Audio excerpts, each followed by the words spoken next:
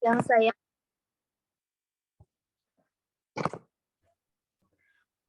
saya hormati dosen pengampu mata kuliah metode penelitian yaitu Akang.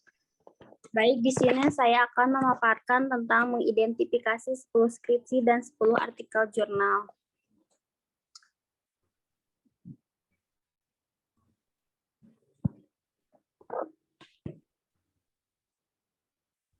Mang Firman, bisa dilanjut slide-nya.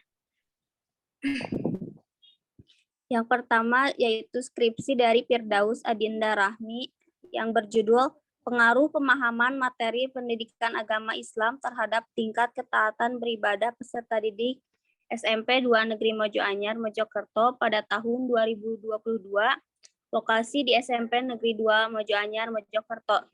Jenjang pendidikan yaitu SMP. Dengan pendekatan kuantitatif, kemudian hasil dari penelitian skripsi tersebut, pemahaman materi pendidikan agama Islam peserta didik kelas 7 SMP Negeri 2 Mojoanyar mendapatkan nilai persentase 50%. Yang kedua yaitu tingkat ketaatan beribadah peserta didik kelas 7 SMP Negeri 2 Mojoanyar mendapatkan nilai persentase sebesar 67,42%, berada pada interval 50% sampai 70%. Dengan demikian, tingkat ketaatan beribadah peserta didik kelas 7 SMP Negeri 2 Mojoanyar berada pada kategori sedang.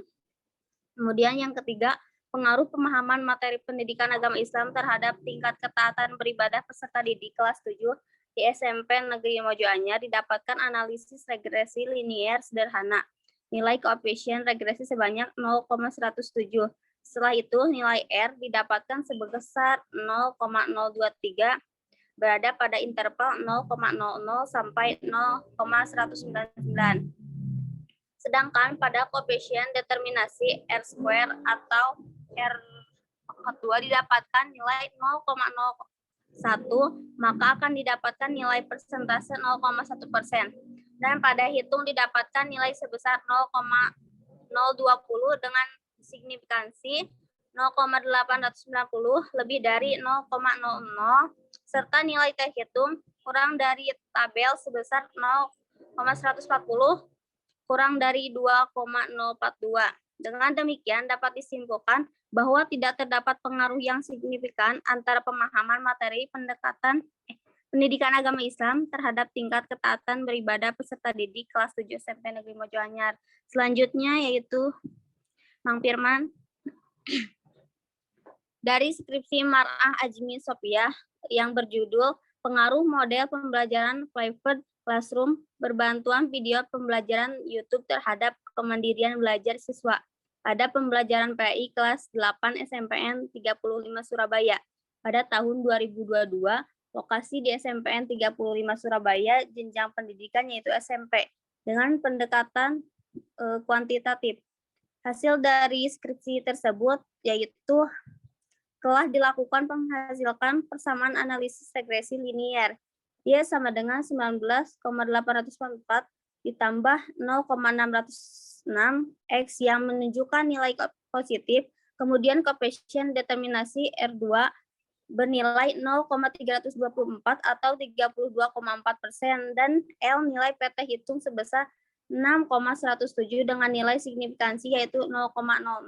Sehingga dari pernyataan tersebut dapat ditarik kesimpulan bahwa terdapat pengaruh positif dan signifikan classroom berbantuan video pembelajaran YouTube terhadap kemandirian belajar siswa pada pembelajaran PAI kelas 8 SMPN 35 Surabaya. Selanjutnya, Mang Firman.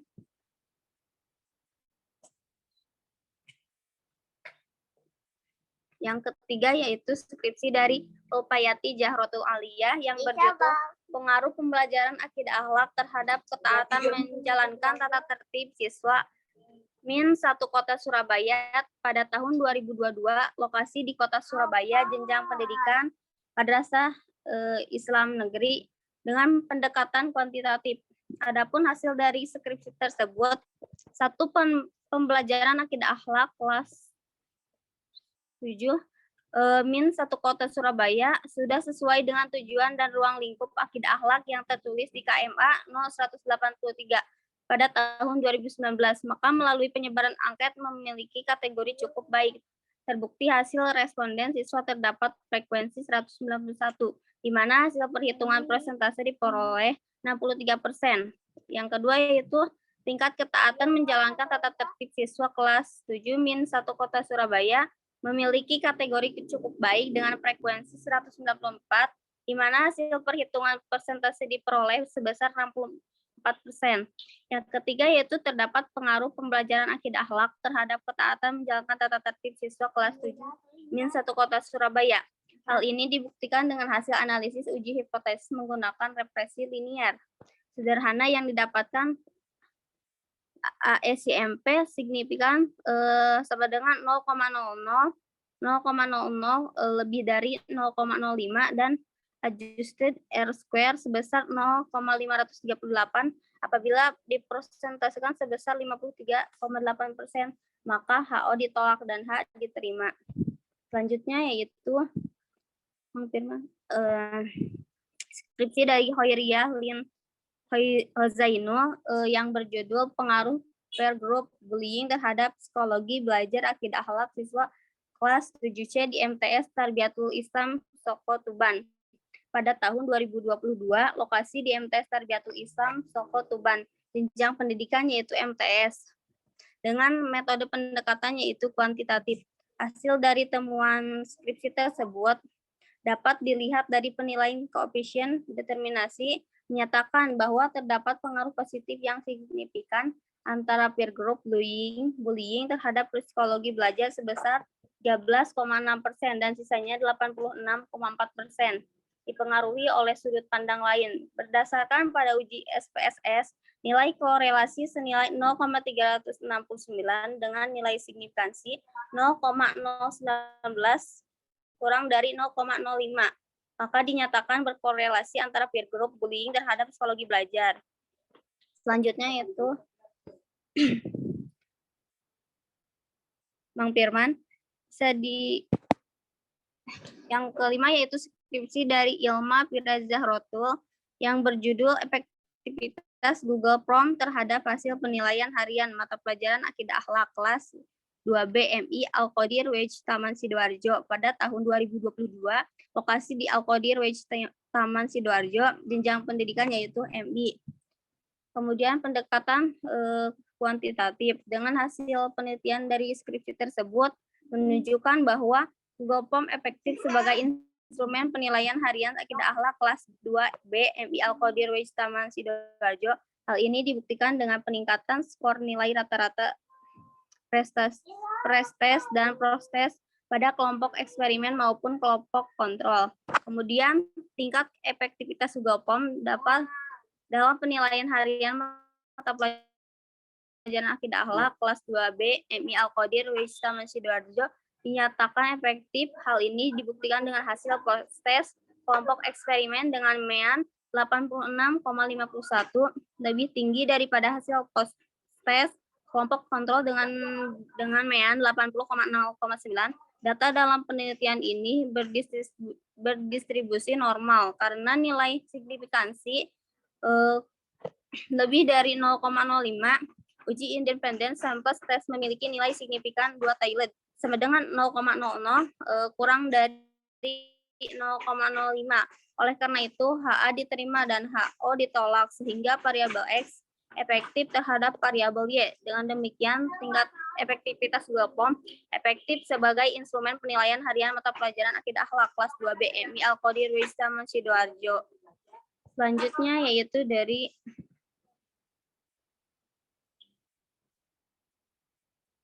skripsi dari Putri Rohmatul Khairo Amin yang berjudul Putri, sekarang artikel jurnalnya coba. Barusan kan skripsinya ya. Ya. Nah, sekarang artikel jurnalnya. 3 saja. Adapun artikel jurnal dari Asep Komarudin Ramdhani, Zainal Arifin, N. Fatur Rahman yang berjudul Pemanfaatan Aplikasi Zoom sebagai Media Pembelajaran PAI pada masa pandemi COVID-19 di SMPN 1 Karawang Barat pada tahun 2021. Lokasi di SMPN 1 Karawang Barat. Jenjang pendidikan yaitu SMN. dengan metode pendekatan yaitu kualitatif. Temuan hasil dari artikel jurnal tersebut dapat disimpulkan bahwa guru PAI SMP 1 Karawang Barat memanfaatkan aplikasi Zoom Cloud Meeting sebagai penghambat dalam pemanfaatan aplikasi Zoom Cloud Meeting sebagai solusi media pembelajaran pada masa pandemi COVID-19 di SMP 1 Karawang Barat sebagai berikut. Yang pertama yaitu faktor pendukung dari segi kualitas jaringan dan kemampuan guru dalam menggunakan atau mengoperasionalkan aplikasi Zoom Cloud Meeting. Kemudian kendala penggunaan aplikasi Zoom Cloud Meeting media pembelajaran PAI di SMPN 1 Karawang Barat pada masa pandemi COVID-19 yaitu dalam hal sinyal terputus. Selanjutnya yaitu Bang Firman.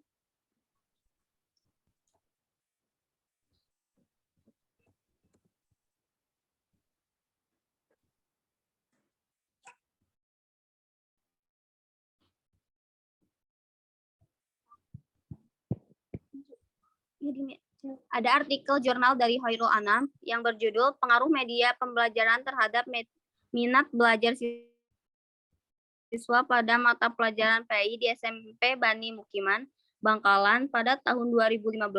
Lokasi di SMP Bani Mukiman, Bangkalan, jenjang pendidikan SMP dengan metode pendekatan yaitu kuantitatif.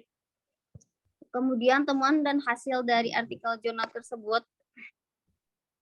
Penelitian yang dilaksanakan, maka penulis menemukan beberapa kesimpulan, yaitu penerapan penggunaan media pembelajaran di SMP Bani Mukiman, Bangkalan pada pelajaran PAI sangat kecil, sehingga minat belajar siswa SMP Bani Mukiman, Bangkalan terhadap pelajar PAI kurang baik. Terdapat pengaruh penggunaan media pembelajaran terhadap minat belajar siswa pada mata pelajaran PAI di SMP Bani Mukiman, Bangkalan. Hal ini dapat diketahui dari hasil persentase yang sangat kecil, yaitu 0,49327% karena penggunaan media pembelajaran yang diterapkan di SMP Bani Mukiman, Bangkalan juga sangat kecil dan kisaran persentase 0,0978% saja, sehingga dengan demikian pengaruhnya dapat dikategorikan kurang baik. Selanjutnya artikel jurnal yang ketiga, Bang Firman.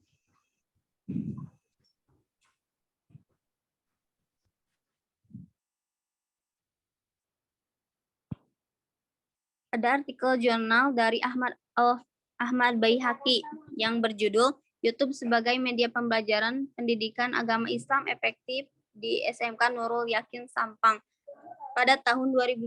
Lokasi di SMK Nurul Yakin Sampang, jenjang pendidikan SMK.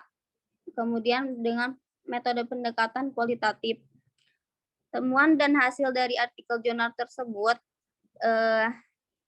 yang pertama, proses pembelajaran pendidikan agama Islam dapat lebih mempermudah dalam mencari informasi, manipulasi, pengolahan, dan transfer ilmu atau pemindahan informasi. Yang kedua yaitu mengembangkan keterampilan dalam bidang TIK untuk kelancaran proses belajar.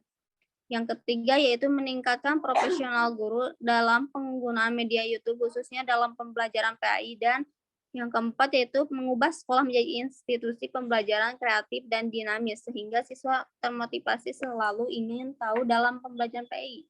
Pembelajaran yang efektif memerlukan perencanaan yang baik, salah satunya media yang akan digunakan dalam proses pembelajaran. Aplikasi YouTube sebagai pendukung pembelajaran merupakan media yang sangat efektif dalam pembelajaran PAI di era teknologi secara umum dan khususnya di SMK Nurul Yakin Sampang.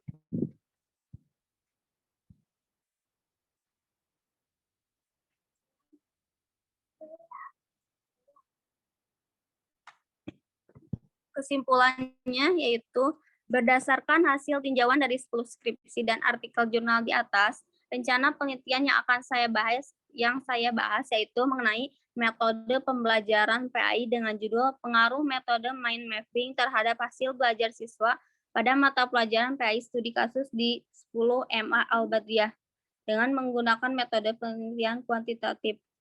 Mungkin hanya itu yang saya dapatkan, kurang lebihnya mohon maaf.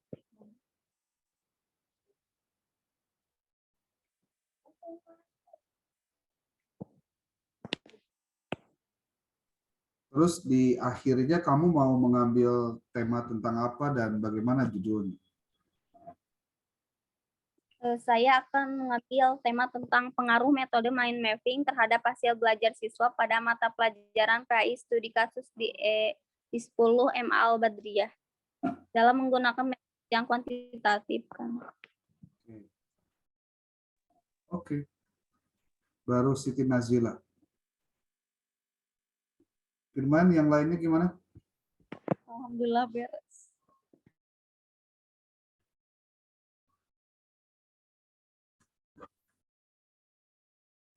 Dicatat itu siapa yang tampil hari ini ya.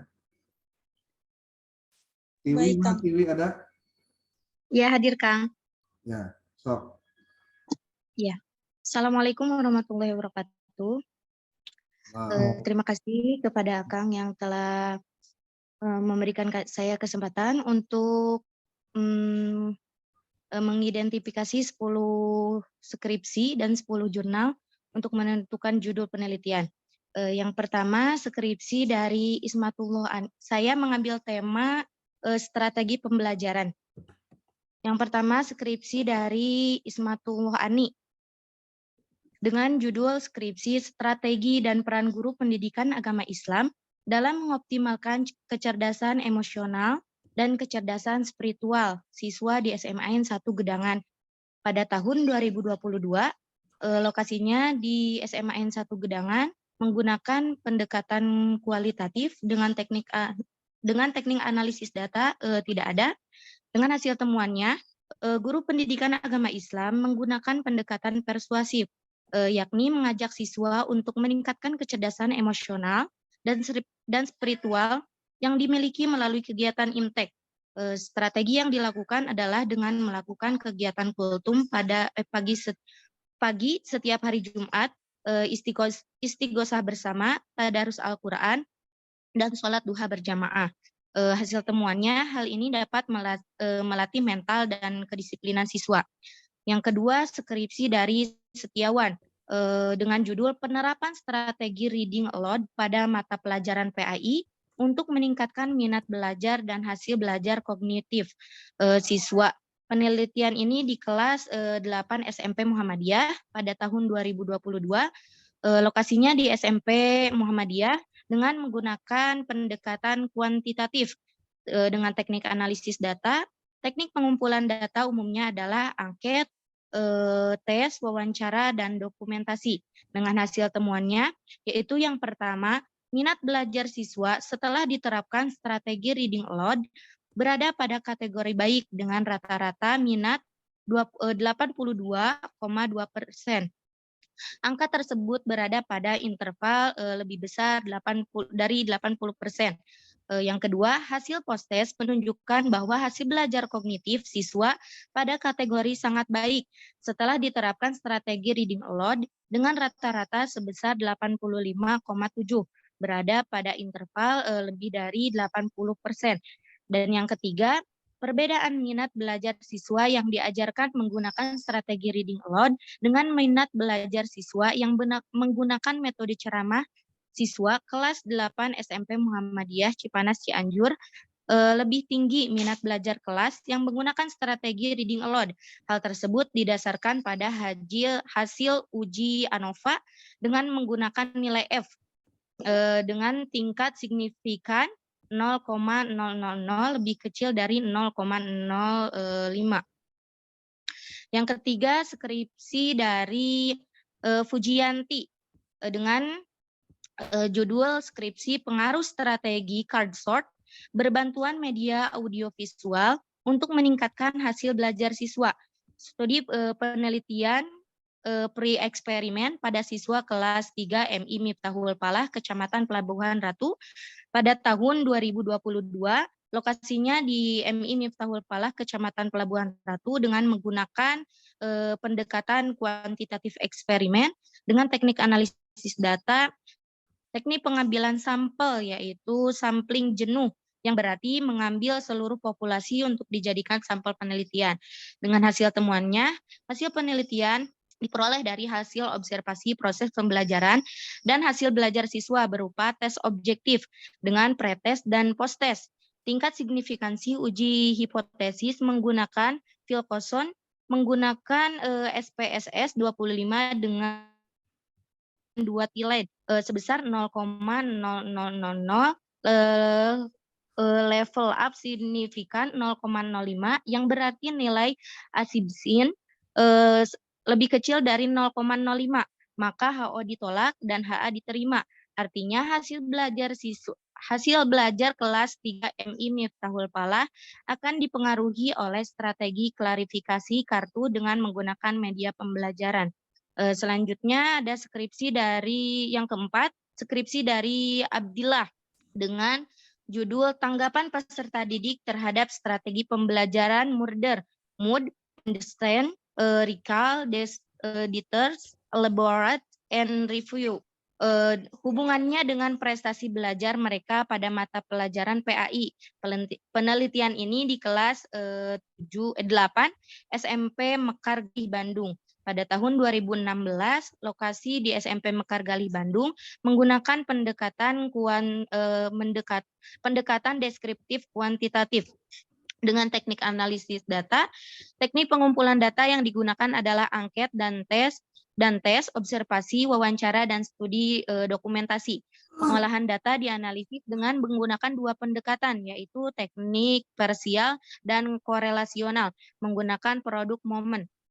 Dengan hasil temuannya, yang pertama, realitas tanggapan peserta didik terhadap strategi pembelajaran Murder berkategori netral. Hal ini ditunjukkan oleh skor rata-rata 3, 4 antar interval nilai 2,5 sampai 3,5. Yang kedua, realitas prestasi belajar berkategori cukup. Hal ini ditunjukkan oleh nilai rata-rata 67,4. Di antara interval nilai 60 sampai 69. Yang ketiga, realitas hubungan antara keduanya adalah yang pertama, harga koefisien kolerasinya rendah, skor 0,21 di antara interval 0,21 sampai 0,40. Yang kedua, hipotesisnya ditolak berdasarkan hitungan 1,63. Tabel 2,00. Derajat pengaruhnya sebesar 3%. Hal ini berarti masih ada faktor lain sebesar 97% yang dapat mempengaruhi prestasi-prestasi belajar mereka pada mata pelajaran PAI.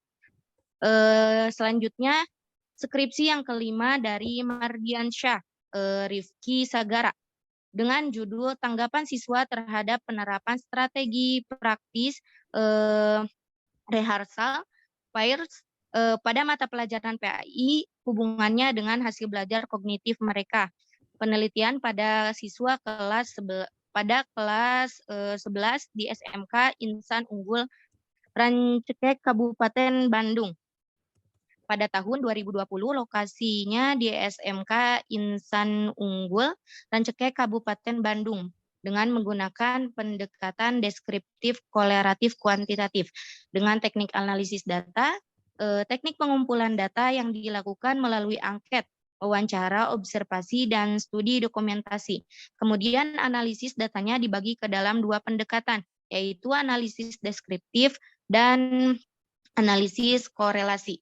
Dengan hasil temuannya, yang pertama, tanggapan siswa terhadap penerapan strategi praktikal rehearsal PAIRS berdasarkan skor 3,15 dan nilai tersebut pada rentan 2,60 sampai 3,39, termasuk pada kategori cukup. Yang kedua, hasil belajar kognitif siswa pada mata pelajaran PAI berdasarkan skor 67,80 dan nilai-nilai rentan 60 sampai 80 dapat dikatakan bahwa hasil belajar kognitif mereka termasuk kategori cukup. Yang ketiga, hubungan variabel X dengan variabel Y. Yang pertama, koefisien korelasinya termasuk sangat tinggi dengan nilai kolerasi 0,97. Yang kedua, hipotesisnya diterima. Semakin positif tanggapan siswa terhadap penerapan strategi praktikal rehearsal PAIRS, maka semakin tinggi pula hasil belajar kognitif mereka. Hal itu berdasarkan pengujian hipotesis yaitu TH. Selanjutnya yang keenam, skripsi dari Fuad dengan judul Upaya Meningkatkan Hasil Belajar Siswa pada Mata Punten, langsung ke jurnal aja teh. Oh iya. Ya, sok. Satu. Selanjutnya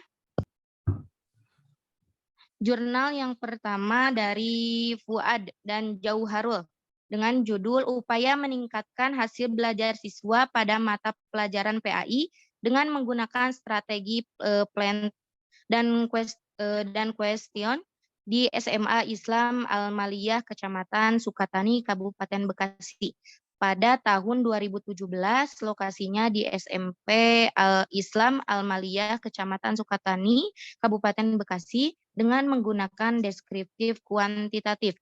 Dengan teknik analisis datanya tidak ada. Dengan hasil temuannya, dari hasil penelitian diperoleh kenaikan hasil belajar dari siklus 1 yaitu 32,35% yang dikategorikan belum tuntas. Siklus kedua diperoleh nilai 64,86% yang dikategorikan mengalami peningkatan. Sedangkan pada siklus ketiga nilai rata-ratanya adalah 88,23% yang dikategorikan tuntas belajar. Berdasarkan data yang diperoleh dari hasil penelitian ini, membuktikan bahwa penggunaan strategi pembelajaran plan question mampu meningkatkan hasil belajar siswa. Yang kedua, jurnal dari Nurlaila Dewi, Ahmad Izam Mutakin, dan Al-Muftiyah dengan judul Implementasi Strategi Informasi Search dengan memaksimalkan penggunaan smartphone dalam pembelajaran PAI kelas 10 MIPA 1 di SMA Negeri 1 Genteng tahun pelajaran 2018 sampai 2019. Pada tahun 2019 lokasinya di SMA 1 Negeri Genteng dengan menggunakan pendekatan deskriptif kualitatif. Dengan teknik analisis datanya, teknik analisis data menggunakan analisis data kualitatif, reduksi data, implementasi, dan penarikan kesimpulan. Dengan hasil temuannya, penerapan strategi tersebut pada pembelajaran PAI memang mampu mengoptimalkan penggunaan smartphone sebagai media pembelajaran dan dapat meningkatkan keaktifan siswa dalam pembelajaran dengan bukti siswa mampu memberikan informasi terkait hafalan atau presentasi dengan lebih lancar. Faktor pendukung strategi ini adalah tersedianya jaringan Wi-Fi di sekolah dan kepemilikan smartphone oleh masing-masing siswa. Sedangkan untuk setiap kendala yaitu kurangnya semangat siswa, gaduhnya siswa, dan jaringan Wi-Fi yang tiba-tiba bermasalah. Guru PAI telah menyiapkan solusinya, dapat digunakan untuk mengatasi hambatan agar pembelajaran tetap dapat berjalan sebagaimana mestinya. Yang ketiga, jurnal dari Muhammad Syahroni, Hasan, dan Nurul Humaidah dengan judul Strategi Pembelajaran PAI Anti Radikalisme di SMP Negeri 1 Ngoro Jombang. Pada tahun 2020, lokasi di SMP Negeri Ngoro Jombang dengan menggunakan pendekatan kualitatif dengan teknik analisis datanya tidak ada. Dengan hasil temuannya yang pertama, langkah-langkah pembelajaran PAI dalam mencegah radikalisme dimulai dengan 1. Pendahuluan, salam, berdoa, dan mengulang dengan singkat materi yang kemarin. Yang kedua, penyampaian materi baru, kemudian anak diuji satu persatu di hadapan guru. Yang ketiga, pembelajaran ditutup dengan doa dan pemberian motivasi atau kuis-kuis kepada siswa. Nah, yang kedua dari langkah-langkah, strategi pembelajaran PAI dalam mencegah radikalisme dilakukan dengan 2 cara. Yang pertama, dilakukan pembelajaran PAI di dalam kelas. Yang kedua, pembelajaran dan mencegah radikalisme di luar kelas, yaitu melalui pendekatan kepada siswa, melakukan pembiasaan-pembiasaan yang dapat membentuk pribadi siswa, membuat kelas khusus di luar jam sekolah untuk menjelaskan bahaya radikalisme, melakukan acara-acara keagamaan, salah satunya dengan upacara peringatan Hari Santri, peringatan Isra Mi'raj, dan juga membuat buku pribadi siswa yang berisi tentang tata tertib sekolah dan juga poin-poin pelanggaran yang dilakukan oleh siswa. Selanjutnya yang keempat, jurnal dari Imam Tabroni dan langsung kesimpulan. Langsung kesimpulan. Kesimpulannya, dari hasil 10 skripsi dan 10 artikel jurnal di atas, dapat diambil kesimpulan bahwasannya saya berencana mengambil judul skripsi yang berkaitan dengan strategi pembelajaran dan pemahaman, terkhusus pada mata pelajaran Al-Quran Hadis, yaitu dengan judul Strategi Pembelajaran dan Pemahaman Siswa Terhadap Mata Pelajaran Al-Quran Hadis kelas 10 di MA Nurul Huda dengan menggunakan metode penelitian kualitatif.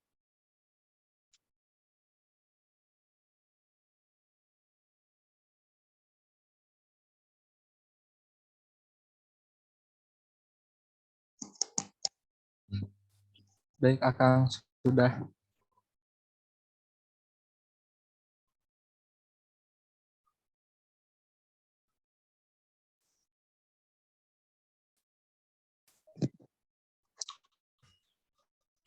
Kesimpulan akhirnya mau mengambil tema tentang apa? Tentang strategi pembelajaran dan pemahaman, Kang. Coba diulangi apa? Strategi pembelajaran dan pemahaman. Pemahaman apa maksudnya itu? Judulnya kok begitu? Oh, judulnya Strategi Pembelajaran dan Pemahaman Siswa Terus? Terhadap Mata Pelajaran Al-Quran Hadis kelas 10 di MA Nurul Huda. Berarti kamu ngambil ke kualitatif ya? Iya, kualitatif. Oke. Oke, selain TV siapa lagi?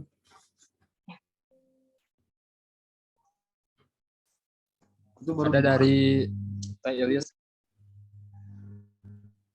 Ilyas Sobaria. Silakan.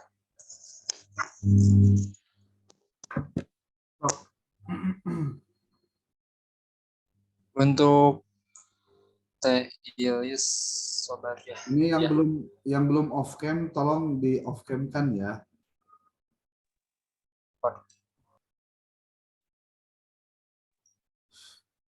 Stop.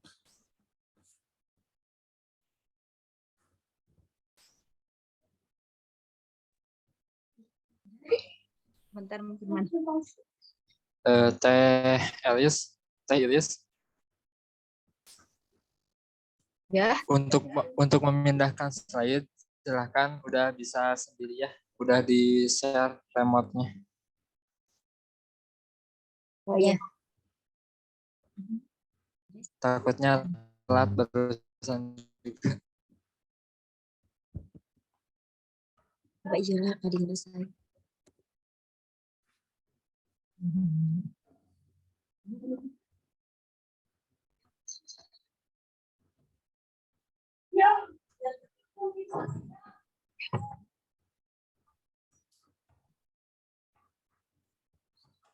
Assalamualaikum warahmatullahi wabarakatuh. Bismillah, alhamdulillah. Yang terhormat, dosen pengampu mata kuliah metode penelitian, Kang Dr. Haji Mulyawan S. Nugraha MMPD. Baik, langsung saja di sini saya akan menganalisis 10 jurnal dan 10 skripsi untuk bahan literatur review. Nah, topik yang saya ambil yaitu mengenai pendidikan Islam. Sebab saya mengambil jurusan pendidikan agama Islam, oleh karena itulah saya mengambil topik pendidikan Islam. Kemudian tema yang saya ambil yaitu nilai-nilai karakter pendidikan agama Islam.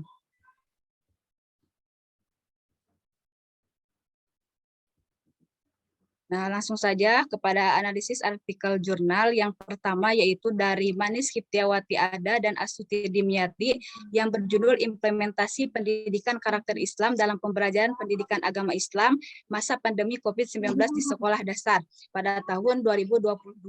Lokasinya Sekolah Dasar Negeri. Pendekatan yang diambil yaitu deskriptif kualitatif. Teknis analisis datanya yaitu studi wawancara, pengumpulan data melalui observasi dan studi dokumentasi. Temuan dan hasilnya yaitu Hasilnya menunjukkan pembinaan karakter siswa dalam pembelajaran PAI dilaksanakan secara daring menggunakan platform Zoom Meet dan WhatsApp Group. Karakter religius ditanamkan dengan berdoa bersama sebelum dan sesudah pembelajaran. Praktik sholat duha di rumah, tadarus online berjamaah, dan penanaman nilai toleransi dalam pembelajaran. Kemudian yang kedua yaitu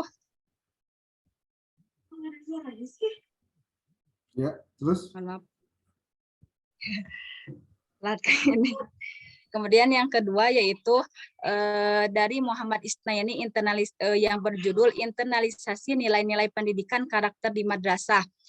Lokasinya madrasah, pendekatannya yaitu kualitatif. Teknik analisis data yang diambil yaitu observasi wawancara. Hasilnya yaitu pendidikan karakter dapat dimaknai sebagai pendidikan yang menekankan pada membentuk internalisasi nilai-nilai positif atau akhlakul karimah pada setiap anak. Pendidikan karakter merupakan wahana menanamkan nilai-nilai kebaikan kepada anak-anak baik dari aspek kognitif, afektif maupun psikomotor. Yang ketiga yaitu dari Ninik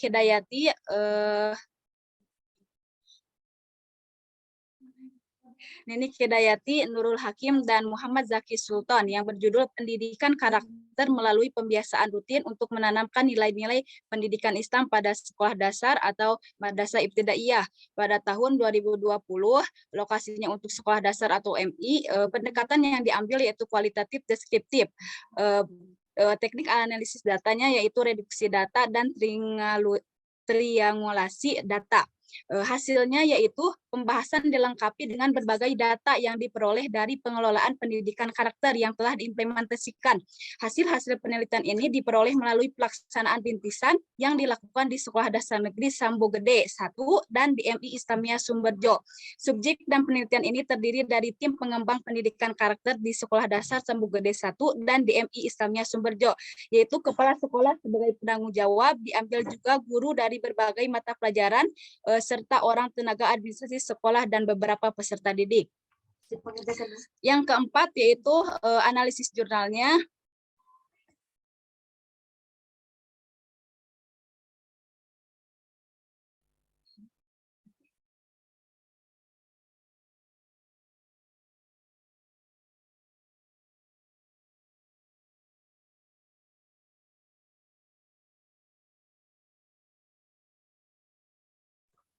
Terus kenapa? Maaf, ini telat Kang PPT-nya. Yang keempat yaitu dari Reja Armin Abdillah Dalimonte yang berjudul Strategi dan Implementasi Pelaksanaan Pendidikan Karakter, Jurnal Pendidikan Karakter pada tahun 2015, lokasinya di SMP, pendekatannya kualitatif. Temuan dan hasil penelitian menunjukkan bahwa strategi pelaksanaan pendidikan karakter di SMPN 9 Yogyakarta dapat dilakukan melalui pengintegrasian nilai dan etika pada mata pelajaran, internalisasi nilai positif yang ditanamkan oleh semua warga sekolah, pembiasaan dan latihan, pemberian contoh dan teladan, penciptaan suasana berkarakter di sekolah. Yang kelima yaitu dari Asep Abdillah dan Isop Safei yang berjudul Implementasi Pendidikan Karakter Religius di SMP Hikmah Teladan Bandung, Jurnal Pendidikan Agama Islam pada tahun 2020, lokasinya untuk SMP, pendekatan yang diambil yaitu kualitatif. Temuannya yaitu temuan dan hasil. Hasil yang pertama yaitu nilai-nilai karakter religius yang diterapkan adalah nilai-nilai ilahiyah dan insaniah. Yang kedua, implementasinya dilakukan dengan mengintegrasikan antara pembelajaran dengan berbagai kegiatan di sekolah. Yang ketiga, faktor penunjangnya adalah ketaatan terhadap tata tertib, sedangkan faktor penghambatannya adalah perbedaan lingkungan pergaulan dan lingkungan masyarakat. Dan yang keempat, analisis jurnal yang keenam yaitu dari Tutuk Ningsih dan Darmiati Juhdi yang berjudul Implementasi Pendidikan Karakter di SMP Negeri 8 dan Negeri 9 Purwokerto, Jurnal Pembangunan Pendidikan pada tahun 2015. Lokasinya yaitu SMP, pendekatan yang diambil yaitu kualitatif. Hasilnya yaitu yang pertama, implementasi pendidikan karakter yang dilakukan melalui pola kegiatan.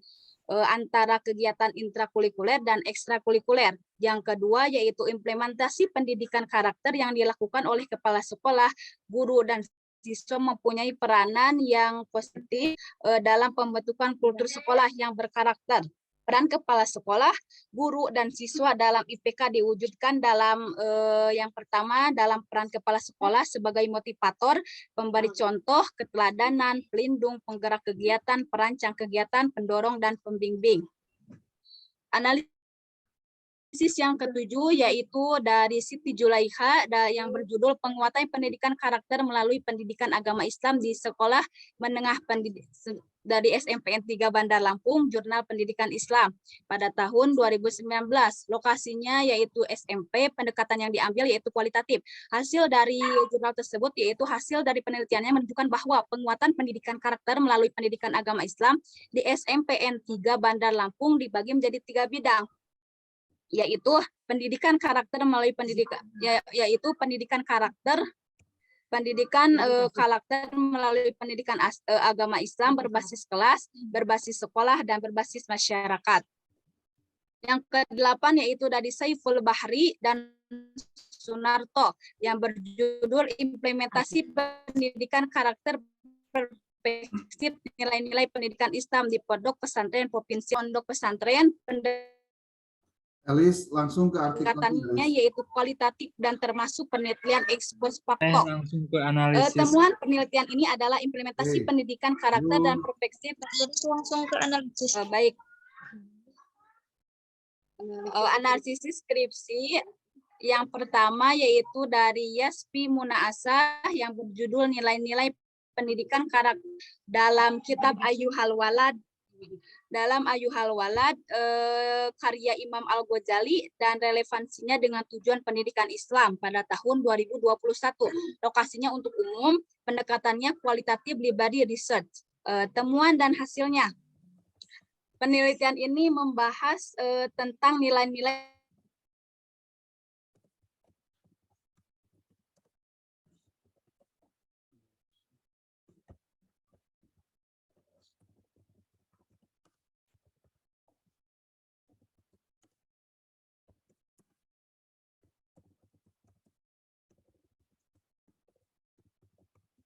Alia Purnamasari yang berjudul Penerapan Nilai-nilai Moderasi Beragama pada Pendidikan Anak Usia Dini melalui Pendidikan Agama Islam pada tahun 2021.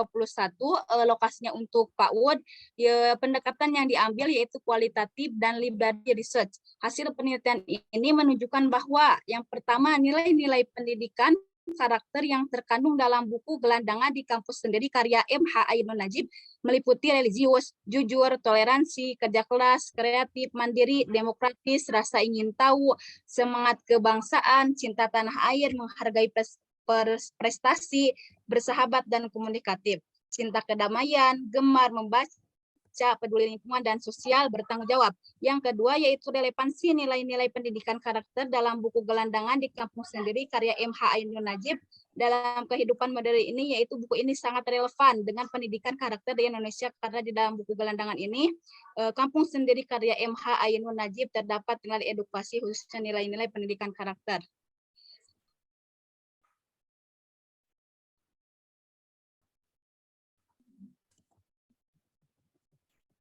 Kemudian analisis skripsi dari Muhammad Aulia Firman yang berjudul Penanaman Nilai-nilai Karakter dalam Pendidikan Agama Islam melalui metode Salimpau Kabupaten Tanah Datar.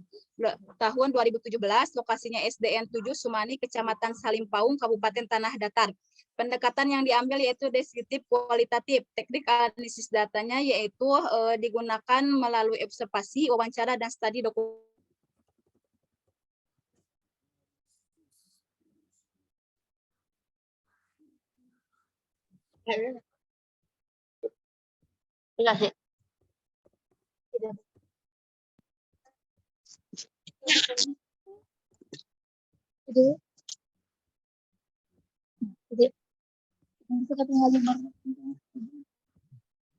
Ini diklik.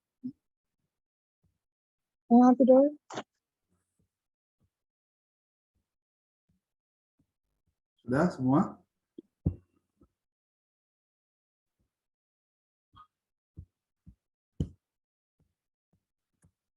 Sudah?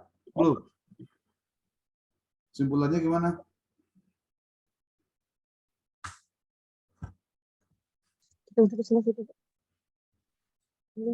Maka judul yang saya ambil yaitu implementasi nilai-nilai karakter pendidikan Islam berbasis pembiasaan siswa-siswi di MTS Muslimin Cikondang, Kecamatan Bujung Picung. Alasannya saya ingin mengetahui apakah ada muncul penerapan nilai-nilai karakter pendidikan Islam pada siswa-siswa setelah melakukan pembiasaan tersebut. Siapa yang bocor itu? Diulang lagi, Kang, judulnya yaitu implementasi nilai-nilai karakter pendidikan Islam berbasis pembiasaan siswa-siswi di MTS Muslimin Cikondang, Kecamatan Bujung Picung.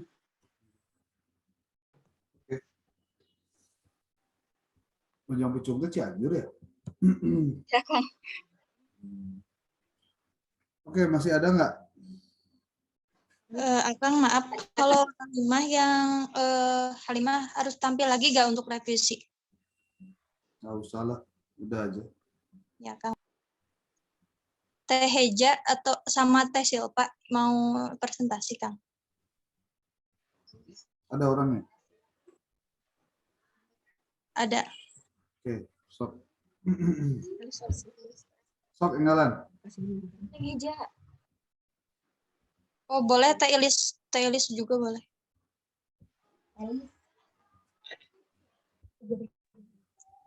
Teh Ilis Nur Asia boleh.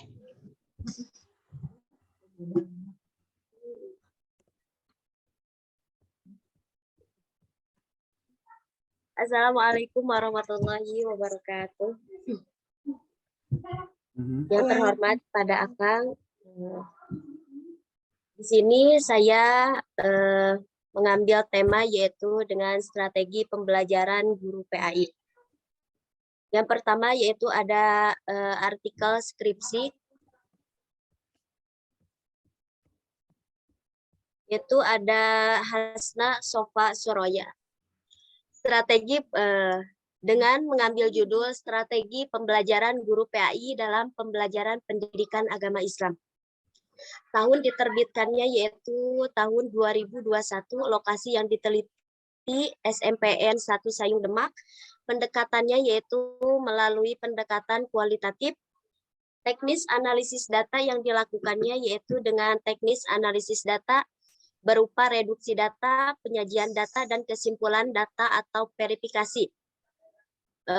Temuan dan hasil penelitiannya yaitu bahwa strategi pembelajaran guru PAI dalam pembelajaran pendidikan agama Islam di SMPN 1 Sayung Demak yaitu yang pertama perencanaan strategi pembelajaran pendidikan agama Islam di SMPN 1 Sayung Demak baik karena sesuai dengan kompetensi dasar, materi pembelajarannya, dan sumber belajar yang relevan dengan materi pembelajarannya.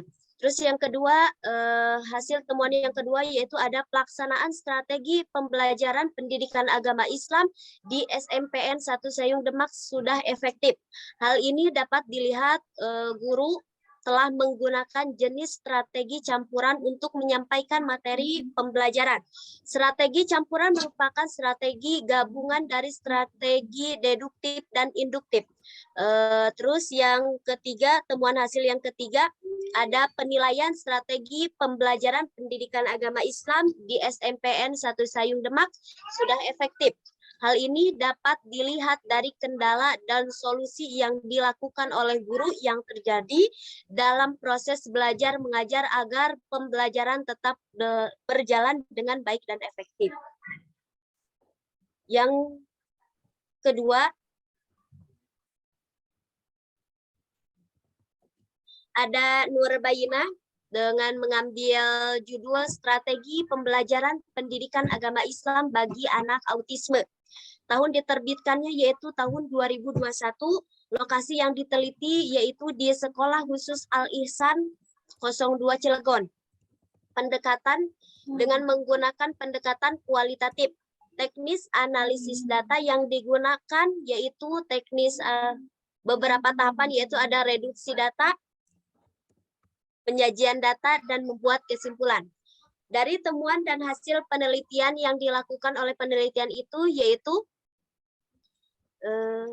dalam proses pembelajaran pendidikan agama Islam pada anak autisme di Sekolah Khusus Al-Ihsan 02 Cilegon menggunakan strategi expository learning dan strategi pembelajaran standar yang disesuaikan dengan karakteristik dan kebutuhan anak autis.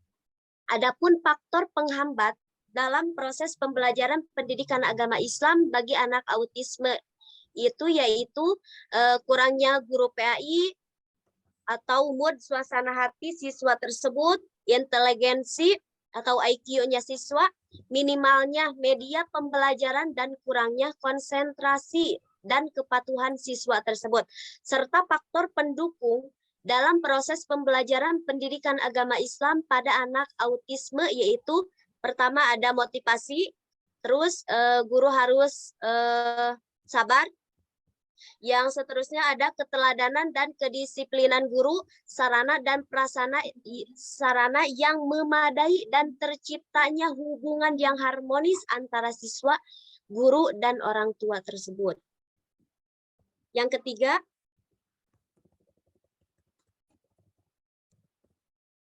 ada Eka Setiawan dengan judul Penerapan Pembelajaran Kontekstual dalam Pembelajaran Mata Pelajaran Pendidikan Agama Islam pada siswa kelas 8 SMP Negeri 5 Purbalingga. Tahun diterbitkannya yaitu tahun 2020. Lokasi yang diteliti ada di SMP Negeri 5 Purbalingga. Pendekatan yaitu dengan deskriptif kualitatif. Teknis analisis data yang digunakan yaitu dengan reduksi data, penyajian data, dan penarikan simpulan. Adapun temuan dan hasil penelitian menunjukkan. Elis, coba langsung karena artikelnya. Itu artikelnya bukan? Halo, Elis? Ya. Jangan dibaca semuanya. Artikelnya 2 buah aja. Sok. Langsung karena hasil temuannya mau apa. Yuk.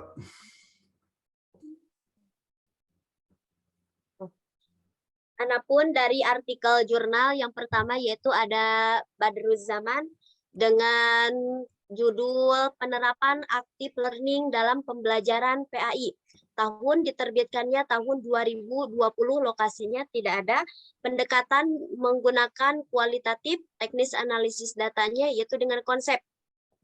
Adapun temuan dan hasil penelitiannya, dalam pembelajaran PAI perlu dibangun suasana seperti pembelajaran yang menggembirakan, sangat penting untuk menarik minat peserta didik dalam menyerap dan menginterpresentasikan pelajaran yang telah disampaikan oleh pendidik.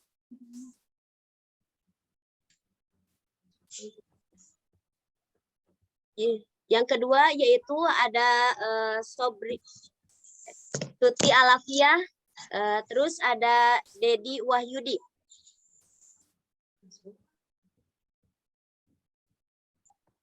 Kedua mengafirmasi.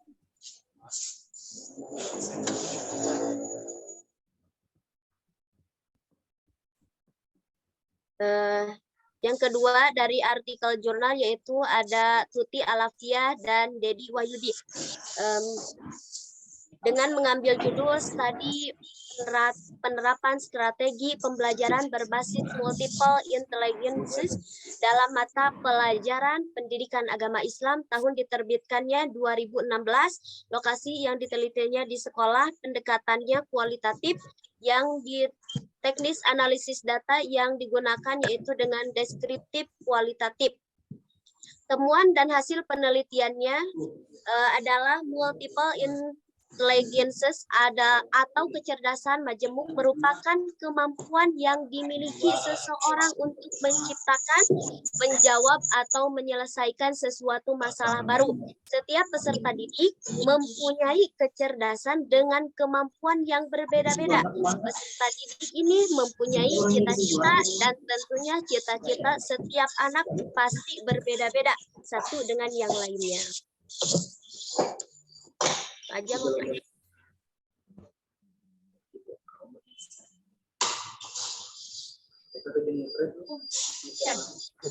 Berdasarkan analisis yang sudah saya teliti, rencana penelitian yang akan diteliti yaitu strategi guru PAI dalam meningkatkan motivasi belajar siswa kelas 10 pada mata pelajaran akidah akhlak di MA Muslimin Jaya. Artinya kualitatif ya? Ya. Oke. Ada yang sudah semua? Belum Akang. Haiza katanya Akang. Mana orangnya? Ada. Sok, segera. Akang mau ke ruangan ini. Sok, Pir. Tampilkan, Pir. PPT-nya mana ya? Mana sih?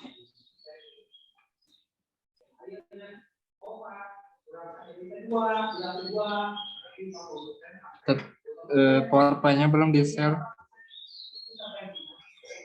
Heja. Hah?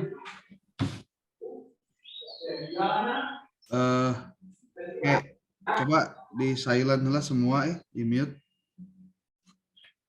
Oke, sebelum lanjut ke tahapan berikutnya, Akang ingin kasih dulu informasi. Pertama, tolong dibuatkan daftar dari pertemuan pertama sampai dengan terakhir yang sudah presentasi siapa saja tanggal berapa. Itu penting. Kemudian slide PowerPoint-nya itu terpisah, jangan disatukan karena video. Ya. Maksudnya file-file video-video di paparan memang nggak ditampilkan, memang sakuduna gitu. Oke, terus akan mau menampilkan untuk penugasan. Nanti tuh harus kalian bikin yang namanya kayak gini nih. Portofolio tugas mata kuliah metode penelitian. Iya, tacan beres kalau akan dibuat, tapi nanti mau dikirim di grup. Supaya kalian bisa mendetek satu persatu tugasnya. Ini sebetulnya data rekapnya ya.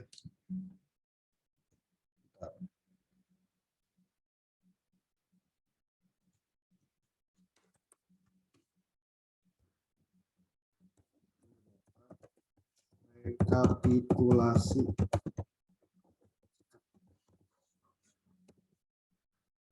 Kok aku zakat? Proses tugas. Nah, jadi zakat. Nah, daftar checklistnya ini nih. 1, 2, UAS. 3, membuat video presentasi. Ya. Yang keempat, menganalisis 10 artikel.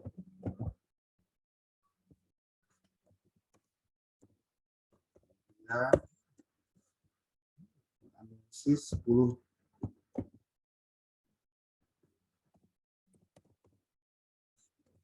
skripsi. Kemudian 6,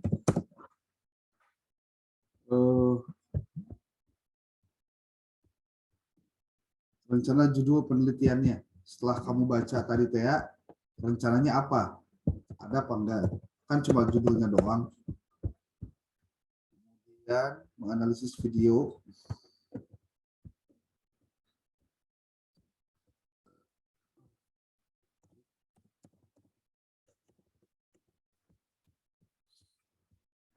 Kemudian ke-8, tugas jawaban.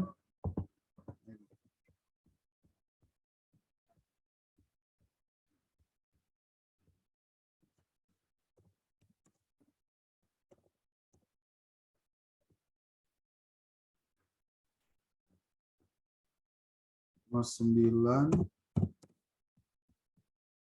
itu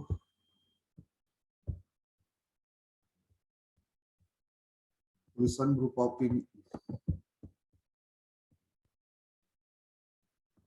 Oh, berarti salah ini, harusnya 10.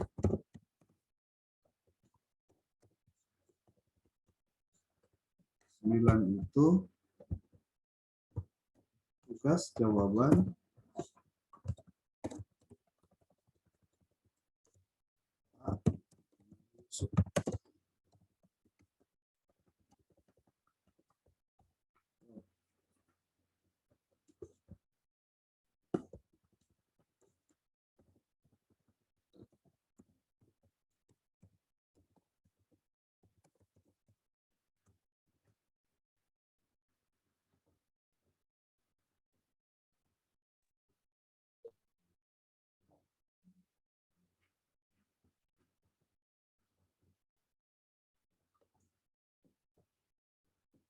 Yusuf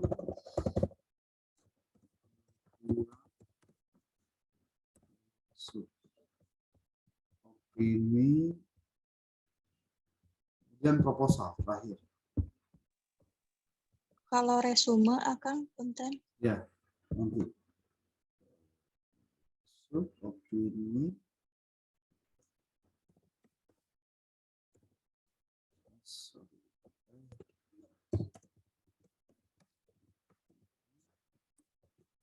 Kemudian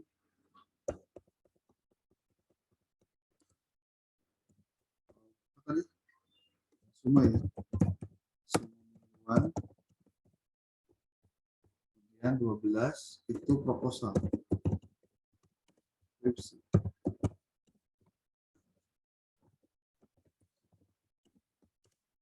Nah, kalau resume mingguan nomor 11 berarti ya.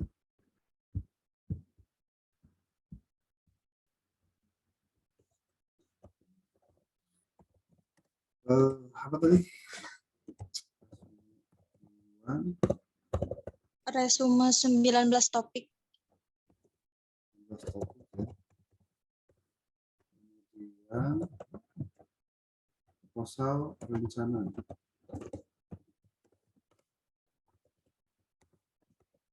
Ini kalau tidak dikereuyeuh ya bakal terasa berat. Kalau mau dikereuyeuh mah insyaallah pasti aya. Ya. Ini nanti di ini aja nih. Ya apa judulnya apa ditulis.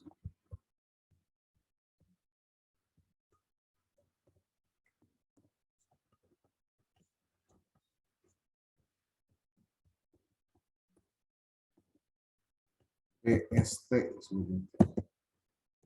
Dan seterusnya. Nanti bawah ada totalnya.